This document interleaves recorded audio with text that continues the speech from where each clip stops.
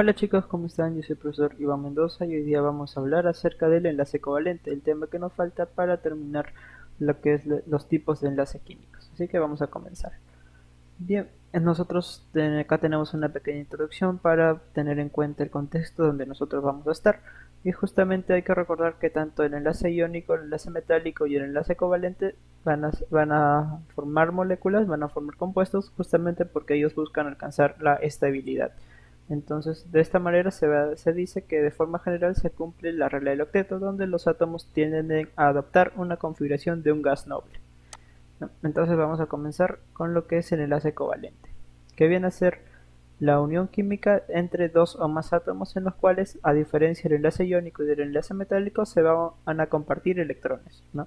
Por lo general se van a formar entre el grupo A, el grupo desde el 3A hasta el 7A, ¿no? Entre los cuales van a formar este tipo de enlace. No va a haber una transferencia de electrones tal como un enlace iónico, sino que ambos van a tender a ganar estos electrones, ¿no? Y algo importante que tenemos que tener en cuenta es la diferencia de electronegatividad. En este caso es menor a 1,7. ¿No? Recordemos que en el enlace iónico la diferencia de electronegatividad para que sea un enlace iónico tiene que ser mayor a 1,7. En este caso el enlace covalente tiene que ser menor, ¿no? Como vemos en este pequeño ejemplo de acá, el hidrógeno tiende a ganar un electrón, ¿no? Y el bromo también. Y por lo tanto, si ambos van a querer ganar, mejor nos ponemos de acuerdo y vamos a compartir los electrones. De esa forma, ellos van a poder alcanzar la estabilidad. El hidrógeno se podría decir que se convierte en helio porque va a tener dos electrones y el bromo se convierte, así por decirlo, en el consecutivo gas noble, ¿no? Que viene a ser justamente el criptón, ¿no? Bueno, en este caso es porque tiene 8 electrones en su capa de valencia. Comparten los electrones y el bromo ya estaría rodeado de sus 8, por lo tanto va a cumplir el octeto. Y si analizamos la diferencia de electronegatividad, va a ser mucho menor, ¿no? La electronegatividad del bromo viene a ser 2,8 y del hidrógeno 2,1 y por lo tanto va a tener un valor de 0,7 de la diferencia de electronegatividad, que es menor a 1,7 y justamente cumple esto para que sea un enlace covalente.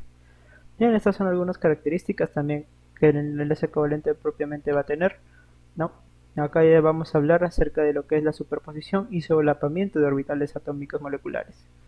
También vamos a tener la compartición de los electrones, ¿no? Entre estos elementos, pero algunos elementos metálicos también pueden tener este tipo de enlaces, ¿no? Por ejemplo, puede ser el berilio, el aluminio y el mercurio. La diferencia de electronegatividad es relativamente baja, que ya sabemos que es menor a 1,7. ¿No? Por ejemplo, el cloruro de berilio va a formar compuestos covalentes, ¿no? El tricloruro de berilio de forma muy similar. En el caso de cloro, ¿no? De la molécula de cloro que viene a ser esta, va a tener una carga. Esto se le llama los diagramas de densidades de carga, ¿no? Donde vemos que el enlace covalente va a tener como que una compartición de igual a igual, por lo general. ¿No? Si analizamos la molécula de ahora del ácido de cloro, de ácido clorhídrico, va a tener que el cloro va a tener una mayor densidad debido a que justamente este le va a ganar la diferencia de electronegatividad del hidrógeno y por lo tanto va a tener a jalar esa densidad electrónica. Y en el caso de un compuesto iónico, el cloro es el que va a tener por completo la densidad electrónica, ¿no? Mientras más rojito, más densidad electrónica. Bien, estas son algunas propiedades también de estas sustancias, así como también hay propiedades de las sustancias iónicas y las metálicas. Justamente los covalentes también tienen sus propias características, de los cuales vamos a poder resaltar que van a existir en casi todos los estados de la materia, ¿no? Pueden ser tanto líquidos, sólidos, gases y así, ¿no? Su punto de fusión va a ser prácticamente lo contrario a lo que son los compuestos iónicos. Acá ya lo pueden leer más detalladamente, yo lo voy a pasar.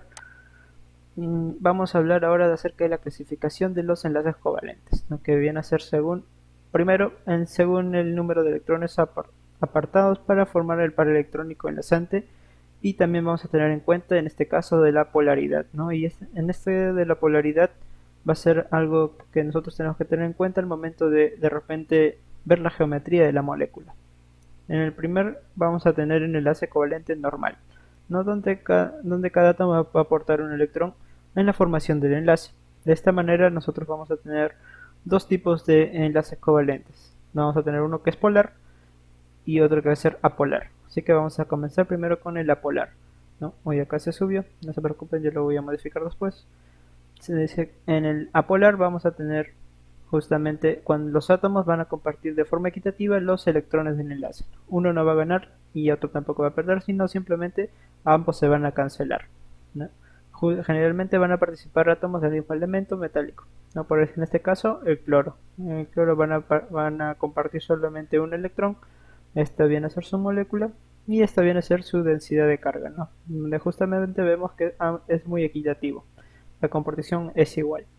Donde en este caso, como justamente viene a ser la molécula de un mismo elemento, ¿no? Como es el cloro gaseoso. Y así se va a cumplir en bastantes moléculas también que sean diatómicas, ¿no? Por ejemplo, el flúor, el bromo, el oxígeno, el nitrógeno van a ser apolares. Y esto de la apolaridad lo vamos a tener bastante en cuenta cuando nosotros hablemos de momento dipolar, que viene a ser justamente una carga donde va a haber un elemento que jale con más fuerza la densidad electrónica y otro que jale con menos fuerza. Va a ser como que una competencia entre quién jala más.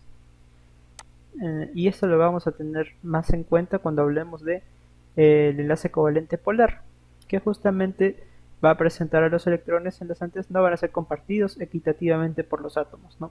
Entonces uno va a ser uno más electronegativo que otro. Dentro de los enlaces covalentes vamos a tener justamente átomos que sean más electronegativos que otros, ¿no? Entonces se va a cumplir que la diferencia de electronegatividad no va a ser cero, de repente como en el caso de los apolares, ¿no? En este caso, en los apolares la diferencia de electronegatividad va a ser cero, pero en los polares va a ser diferente de cero. O sea, va a variar entre 0 y 1,7. ¿No? Si nosotros analizamos el ioduro de hidrógeno, que viene a ser esta molécula de acá, vamos a tener que justamente el yodo va a jalar con mucho más fuerza la densidad electrónica y por lo tanto se va a formar un globito mucho mayor, por así decirlo, ¿no? Entonces la densidad electrónica, esto que tiene una densidad electrónica parcial negativa y esta es una positiva, entonces el yodo va a ganar. En el caso del agua va a ser algo similar, ¿no? En este caso, como les digo, el momento dipolar del agua va a ser jalado por el oxígeno, ¿no? Que va a ser como una vertical hacia arriba. Esto ya si es que hablamos de momentos dipolares. En este caso la diferencia de electronegatividad también vamos a tener en cuenta porque el oxígeno va a tener una electronegatividad de 3,4 y el hidrógeno de 2,2, ¿no? Entonces el oxígeno va a ganar y por lo tanto, justamente como les dije, el rojito va a significar mayor densidad electrónica. Y de forma similar con el amoníaco, ¿no? El amoníaco va a tener NH3, el nitrógeno va a tener una electronegatividad mucho mayor que la del hidrógeno y por lo tanto va a jalar, ¿no? Aparte hay que considerar que el oxígeno acá tiene electrones, ¿no? No es que acá no haya nada, sino que acá también tiene electrones, pares de electrones no compartidos, no enlazados. De manera similar con el nitrógeno, el oxígeno tiene acá dos pares de electrones no enlazados y el nitrógeno solamente tiene un par.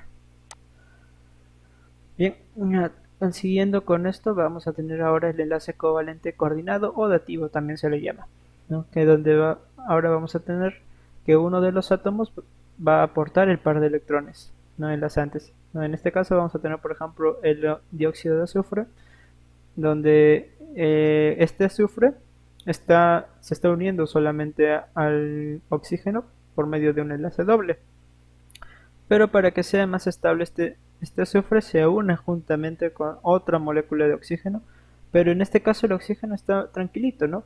Pero sin embargo necesita otros dos electrones que justamente el azufre es el que lo comparte, ¿no? Y se lo señala con una flechita por lo general, ¿no? De esta manera con la flechita nos damos cuenta que es un enlace dativo.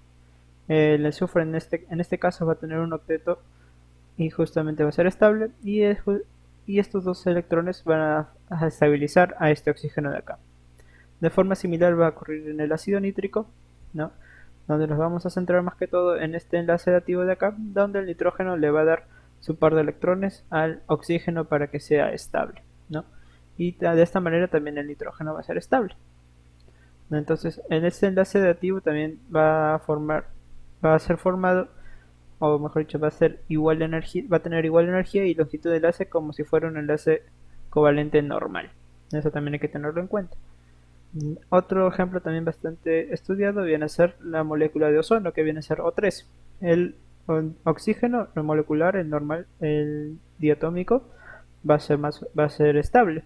Pero si encuentra un oxígeno por ahí por el ambiente, va a tener que justamente la densidad electrónica de este oxígeno va a jalar, ¿no? Entonces va a poder, este oxígeno de acá va a poder compartir los electrones y va a quedar de esta manera. Entonces va a ocurrir este fenómeno también bastante interesante que va a ser el de la resonancia, pero eso lo vamos a estudiar en otra clase.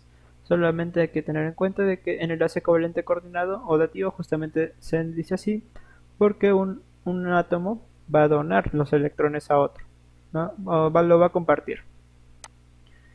Bien, otra forma de clasificar el enlace covalente va a ser según el número de pares de electrones enlazantes. Esto es bastante sencillo, la verdad, ¿no? Porque va a ser debido a cuántos enlaces va a formar. Entre ellos vamos a tomar el enlace simple y el enlace múltiple. Cuando nos referimos al enlace simple, solamente estamos teniendo en cuenta que se comparten un par de electrones. Y acá va a aparecer lo que se dice el enlace sigma, ¿no? Se le va a llamar enlace sigma, cuando comparten solamente un par, o sea, dos electrones. En el enlace múltiple va a formar más de dos enlaces, ¿no? Puede haber hasta tres. Puede haber hasta cuatro.